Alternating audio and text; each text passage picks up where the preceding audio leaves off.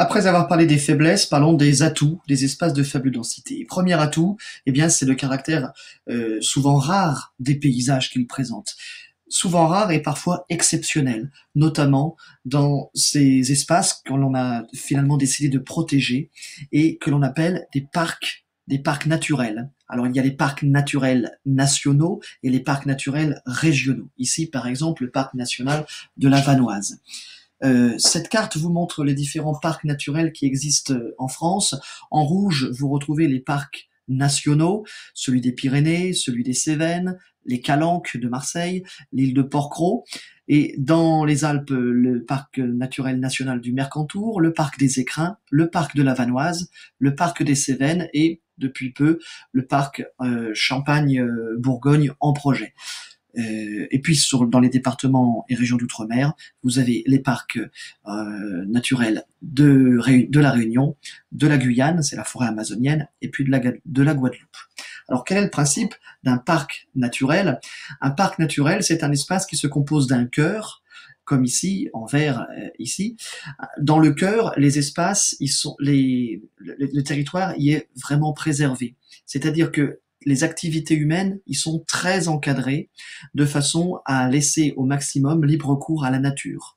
Et puis autour du cœur, vous avez ici en vert plus clair ce qu'on appelle l'aire d'adhésion, c'est-à-dire un espace où les communes participent au parc naturel, mais ont la possibilité d'avoir des activités humaines qui sont un petit peu moins encadrées.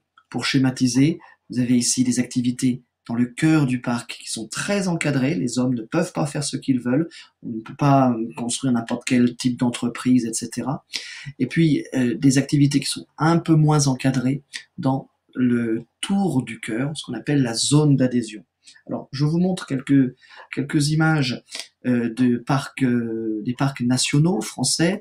C'est un petit film qui a été réalisé par les parcs nationaux eux-mêmes. Vous avez les parcs nationaux, donc il y en a 10, hein, de la Vanoise, des Écrins, du Mercantour, etc. Ce sont donc des espaces qui sont préservés au maximum, et certaines parties des parcs nationaux sont d'ailleurs des réserves intégrales, c'est-à-dire que la présence humaine y est strictement interdite, de façon à laisser au maximum libre cours à la nature. Bien. Alors, ces images sont plutôt agréables, plaisantes, elles nous montrent un beau visage de la France, mais il va falloir qu'on poursuive notre cours malgré tout. Voilà, je poursuis maintenant avec les autres atouts des espaces de faible densité.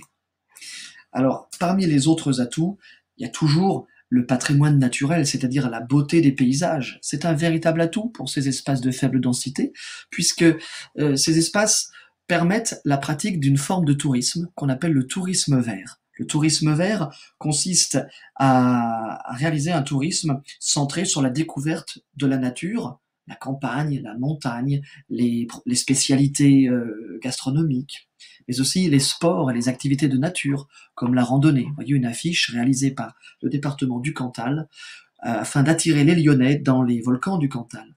Ici, c'est une brochure du Beaujolais pour attirer la population, pour pratiquer le tourisme vert, avec d'ailleurs ce jeu de mots du vert au vert. Bien, le tourisme vert, ça passe souvent aussi d'ailleurs par la randonnée, et vous avez ici la couverture d'un topo-guide, c'est-à-dire d'un livre qui décrit les parcours de randonnée, souvent dans les espaces de faible densité, qui intéressent plutôt les randonneurs.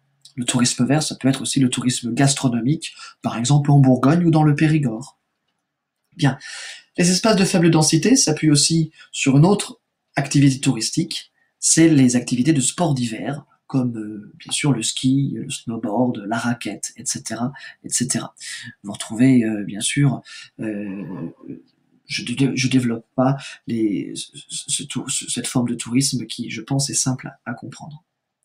Et puis il y a un autre atout que les espaces de faible densité peuvent mettre en avant, c'est justement le calme, c'est justement l'isolement, c'est justement l'enclavement qui, d'un certain côté, est un problème, mais qui peut être recherché par une certaine catégorie de population, qui recherche une certaine quiétude, un certain calme dans leur vie quotidienne.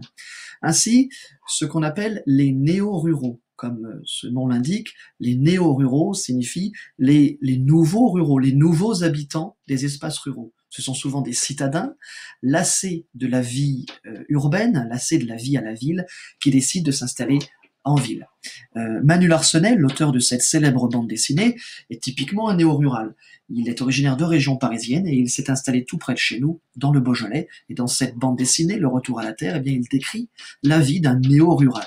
Alors on peut comprendre que les néo-ruraux s'installent dans des espaces de faible densité, car souvent ils sont peu chers, ces espaces de faible densité.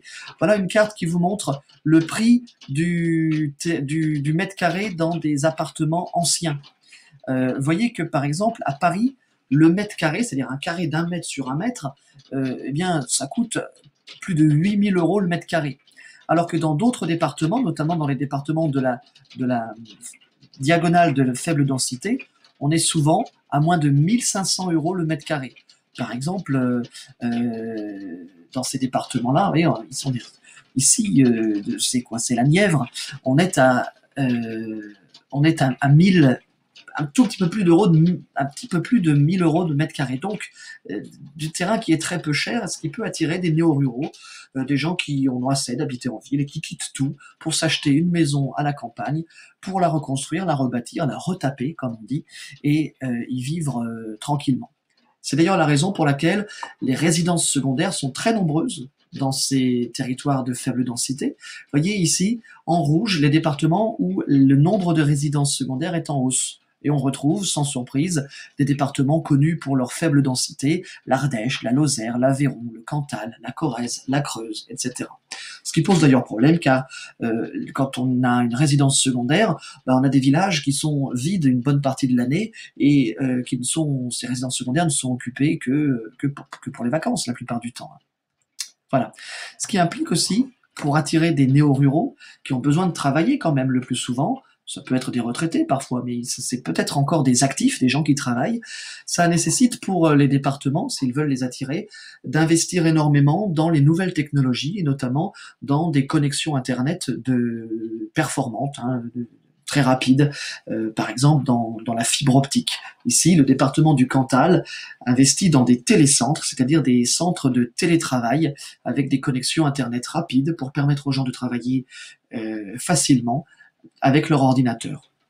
Et puis enfin, les espaces de faible densité peuvent valoriser une autre forme d'agriculture pour attirer des visiteurs, c'est-à-dire qu'ils peuvent petit à petit abandonner cette agriculture intensive, productiviste, où on produit beaucoup, au détriment parfois des paysages et de l'environnement, au détriment ici du bien-être animal, et passer sur une forme d'agriculture plus paysanne, c'est-à-dire de moindre échelle, avec des animaux élevés en plein air, avec aussi le développement des circuits courts, c'est-à-dire essayer de vendre des produits localement.